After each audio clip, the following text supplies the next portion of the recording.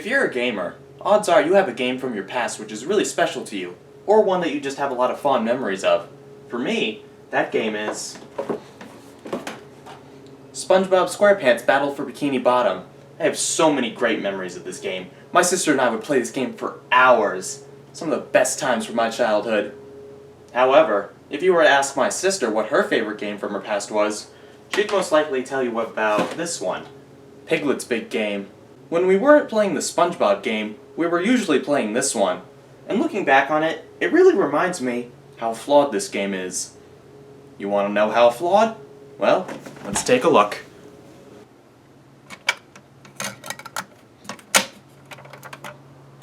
Well, the opening cutscene looks alright, so nice job there.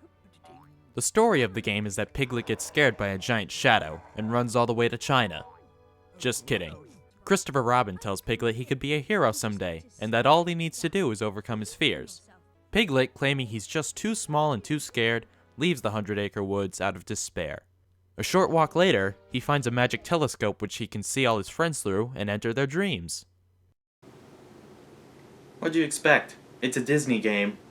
Well, more specifically, the game was developed by Doki Donkey and published by Gotham Games, but Disney Interactive still licensed it. Anyways, let's get back on track. The stages of the game are the dream worlds of Piglet's friends, and what I like about the dreams is how they reflect the characters. For example, Pooh's dream looks like a wonderland of sugar, Rabbit's dream looks like a big vegetable garden, Roo's dream looks like it was made by a kid, Tigger's dream has stripes everywhere, so the game definitely scores on the creativity factor. Let me tell you, there is nothing worse than playing Pooh's dream when you're a kid who loves candy. The goal of each dream, or stage if you prefer that, is to help the characters achieve something they couldn't in the real world. For Pooh, you need to help him get honey. For Roo, you need to help him get his ball back. For Owl, you need to help him get his memory book, and so on. In order to do these things, you'll have to complete tasks, solve puzzles, and defeat enemies throughout each stage. For enemies, we have Heffalumps and Woozles.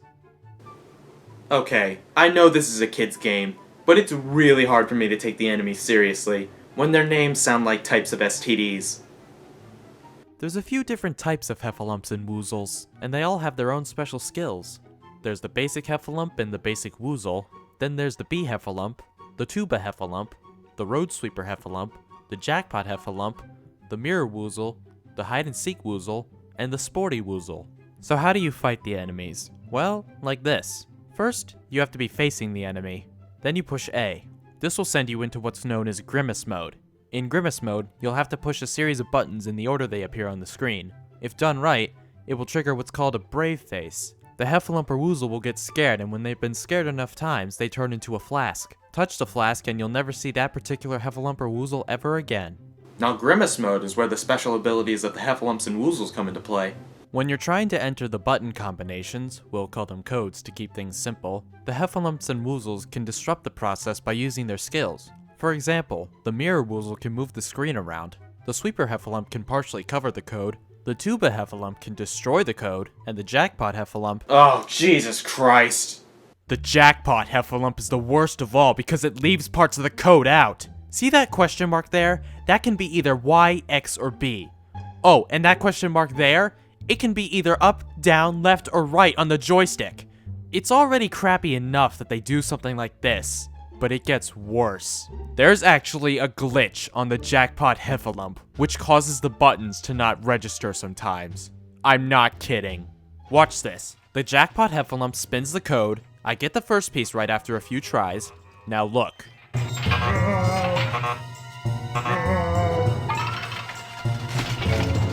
You see that? I held right on the joystick, then pushed B, Y, then X, and none of them worked! How does a glitch like that get overlooked?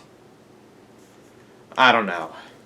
Aside from the Jackpot Heffalump, the rest of the enemies aren't that bad. Now let's talk about these Brave Faces. As you progress farther into the game, you need to get new Brave Faces. They can only be obtained at these Brave Face machines. You can't go to the same one twice, you always have to find new ones to get better Brave Faces, and there's usually 2 or 3 of them scattered around the stage. Also, they aren't for free, you need to pay for them. What kind of currency do these machines take? Well, they take cookies. What'd you expect? It's a kid's game after all. So how do you get cookies? Well, you go around and you kick things. Yep, just kick, kickity kick, and eventually, cookies. Now this is where one of the game's major flaws lie. The problem being is that there's no indicator to tell you where the cookies are. The only place it's easy to find cookies is the first area of Pooh's dream. Here, when you get near an object that has cookies in it, the screen will say, search for cookies. But in the rest of the game, there's nothing that will help you find cookies. All you can do is kick every object in the room until you find them all. I was able to remember where a lot of the cookies were because I played this game so much as a kid. But when I first got this game, oh my god, it took hours to find cookies. Alright, where's that last set of cookies? Found it. I've always hated this part right here. When you kick the knight statue, cookies come out of his helmet. The problem is the cookies bounce too high for me to grab, and when they stop bouncing, they immediately teleport right back into the knight's helmet. So the only way to grab the cookies is if they land on you, and with that camera angle, it is not easy. The camera itself is pretty limited. It's always on a fixed track, and you don't have the freedom to look around. It's not a serious flaw, but it does make you feel restricted at times. Now in my opinion, the biggest flaw this game has is figuring out where the hell to go. You're never sure on what to do because the game is never clear on what to do. Oftentimes, the narrator will give you hints on what needs to be done, but the hints are never straightforward. It's often something like this. A small key. Now that's a very useful sort of thing to find. Okay, but can I maybe have a hint on where that key goes? It gets frustrating easily. And even when you know where to go, it can take a while to get there. Now that I think about it, more than half the game is just you running around. That's sad. Who the hell would want to play a game where you spend half your time just going from place to place? No one, that's who! Well, we're at the final stage. Two interesting things about this part. It takes place in the real world instead of a dream world, and you use items from previous stages to advance your way through. Other than that, there isn't much to it. All you have to do is defeat some heffalumps and woozles, rescue Piglet's friends, defeat one more enemy, then the final cutscene, then the credits. I should mention, there are a bunch of other problems with this game I didn't even talk about. Here's just a few of them. Poorly made cutscenes, low amounts of music, and audio that doesn't sync up.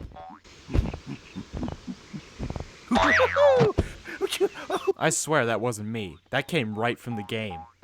However, there are some good things I didn't mention. For example, when you complete a stage, you unlock what's called Bravest of them all mode. What you do is, you have to catch all the heffalumps and woozles in a room before the time runs out. It's actually kind of fun. In conclusion, this isn't that great of a game. There are worse games out there, but unless you're exceedingly casual, you won't get much kick out of this. Anyway, I hope you all enjoyed my very first game review. I'll see you next time. Peace out, my YouTube comrades.